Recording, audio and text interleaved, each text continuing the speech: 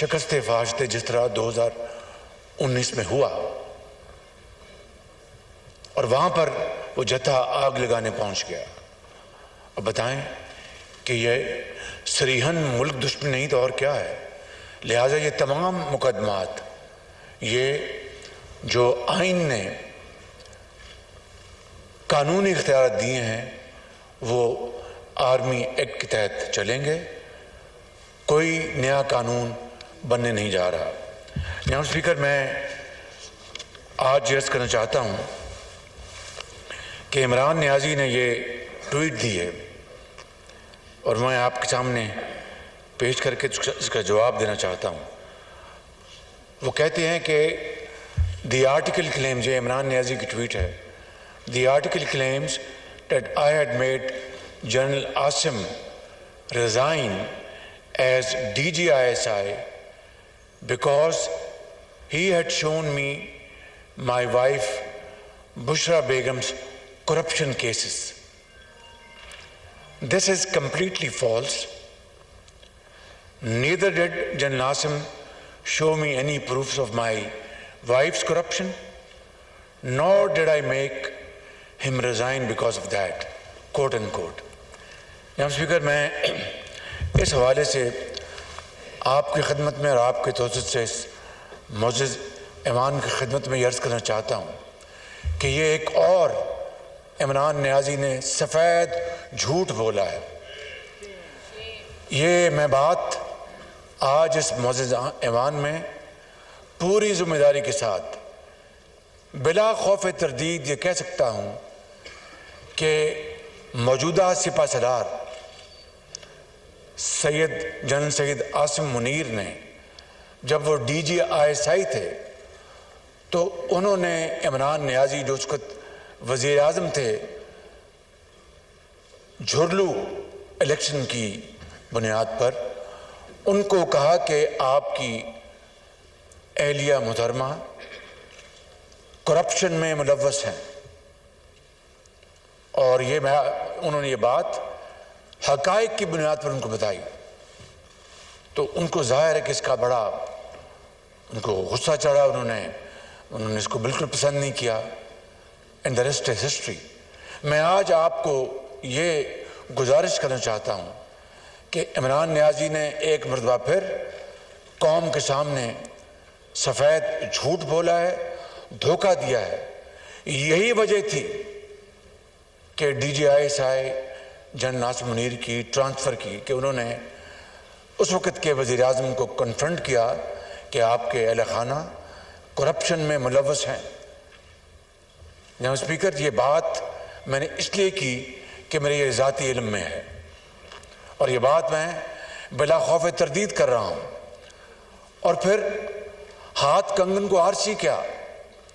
مجھے بتائیں، وہ تو شاید کچھ کروڑ روپے کی کرپشن ہوگی یا 1-2 ارب روپے کی کرپشن ہوگی، خدا جانتا ہے. وہ فیکٹس اگر وقت آئے تو وہ فیکٹ سامنے آ جائیں گے. لیکن جو بات میں یہاں پر کرنا چاہتا ہوں کہ 60 ارب روپے کی کرپشن کو آپ کہاں لے جائیں گے جناب اسپیکر؟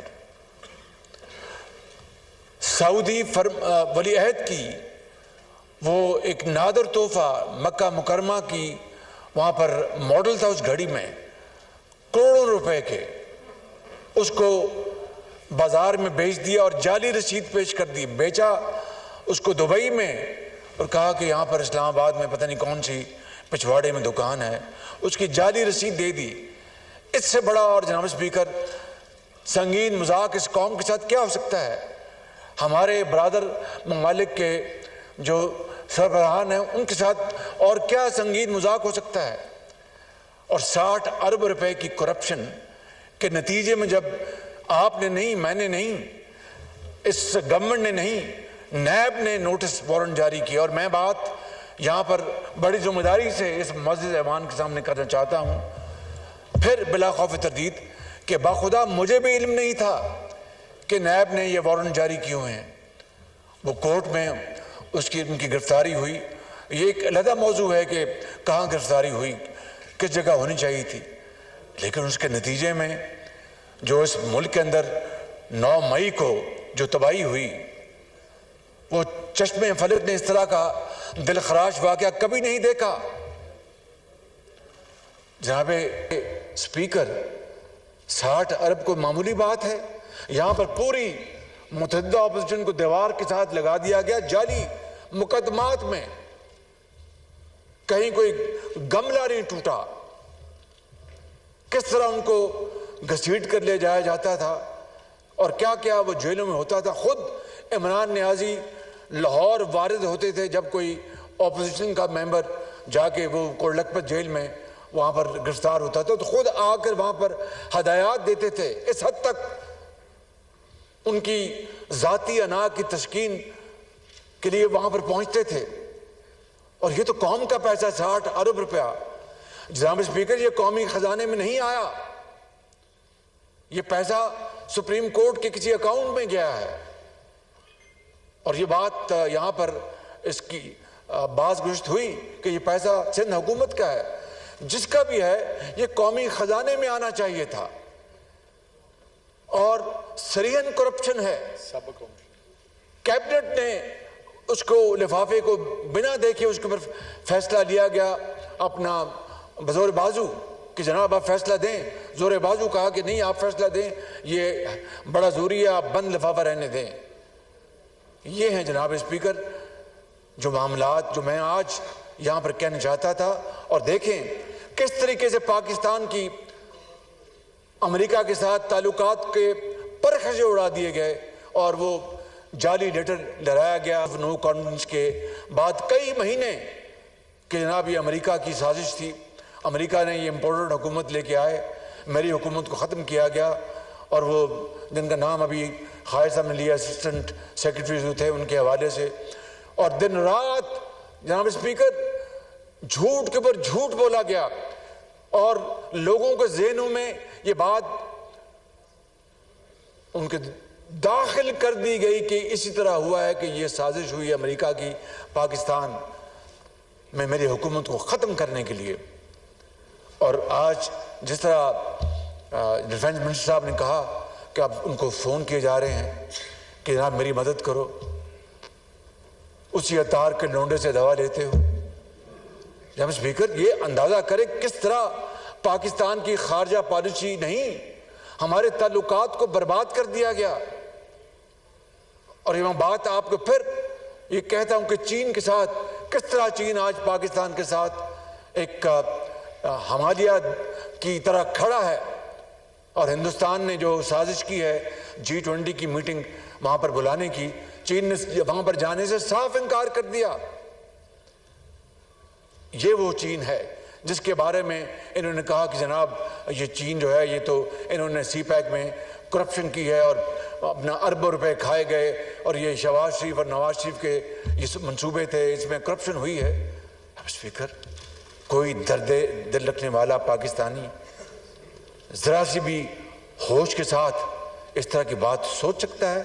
چاہے جائے کہ اس بات کو پھیلایا جائے اور چین کے ساتھ تعلقات کو بے پناہ نقصان پہنچایا جائے۔ اس کے باوجود بھی دیکھیں چین کا حوصلہ، میں سلوٹ کرتا ہوں چینیوں کو، چینی لیڈرشپ کو، جنہوں نے آج پھر کشمیر کوز کے حوالے سے پاکستان کے ساتھ والہانہ ساتھ دیا ہے۔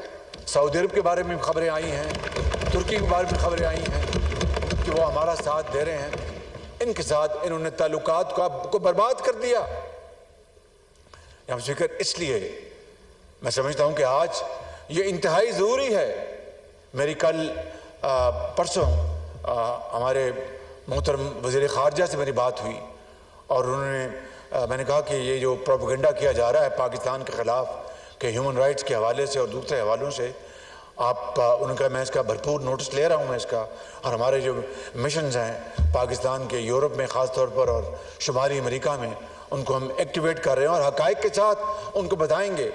اور میں آج آپ کی اجازت سے یہ بات اس عنوان میں رکھنا چاہتا ہوں کہ میں اور وزیر خارجہ صاحب سے ان کی پوری مشاورت کے ساتھ کہ ہم چھوٹے ڈیلیگیشنز، زیادہ نہیں، چھوٹے ڈیلیگیشنز 2-3 افراد پر مشتمل جو جا کے بڑی اچھی گفتگو حقائق کے ساتھ کر سکیں، اپنے کاؤنٹر پارٹس کے ساتھ ہم باہر بھجوائیں۔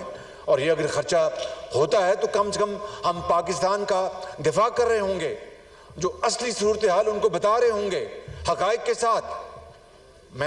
کل میں نے میٹنگ بلائی اور اس سلسلے میں ہم انشاءاللہ فیصلہ کریں گے. جناب اسپیکر, یہ بہت ظلم اور زیادتی ہوئی ہے پاکستان کے ساتھ. ابھی میں کوئٹہ سے ہو کے آیا ہوں, 19 سال بعد وہاں پر کوئٹہ میں نیشنل گیمز, وہاں پر اس کا آج افتتاح ہوا. 19 سال بعد یہ کوئی معمولی بات ہے کہ کس طریقے سے جناب اسپیکر ان سپوتوں نے, قوم کے سپوتوں نے, جن کے بارے میں وہ مرحومہ نے کہا تھا کہ پتر ہٹاتے نہیں لبتے, انہوں نے اپنی جانیں ہتھیلی پر رکھ کر اپنی قوم کے ماؤں اور بچوں اور بزرگوں اور جوانوں کو بچایا اور اس دہشت گردی کا قلع کما کیا.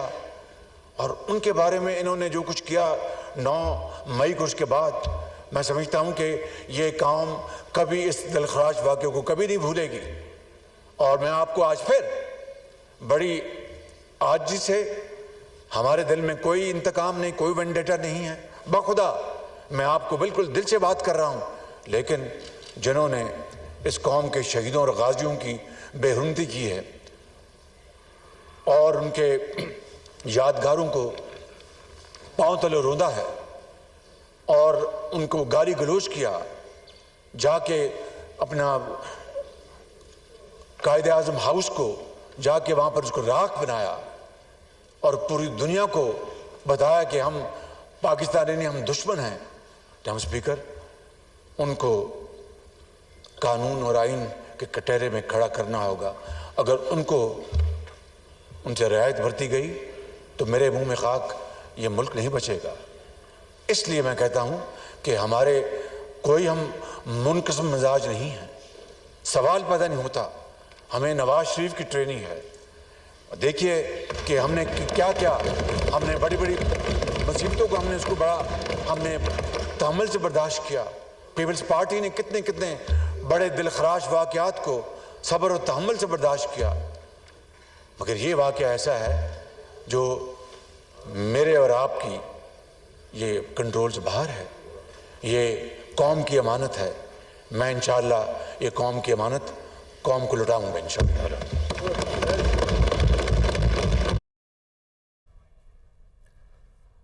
قومی اسمبلی کا اجلاس جاری ہے. وزیر اعظم شہباز شریف اظہار خیال کر رہے تھے. انہوں نے کہا کہ کوئی نیا قانون نہیں بننے جا رہا. فوجی تنصیبات پر حملوں کے مقدمات آرمی ایکٹ کے تحت چلیں گے. سرگودا اور میاں والی میں جہازوں کو نشانہ بنایا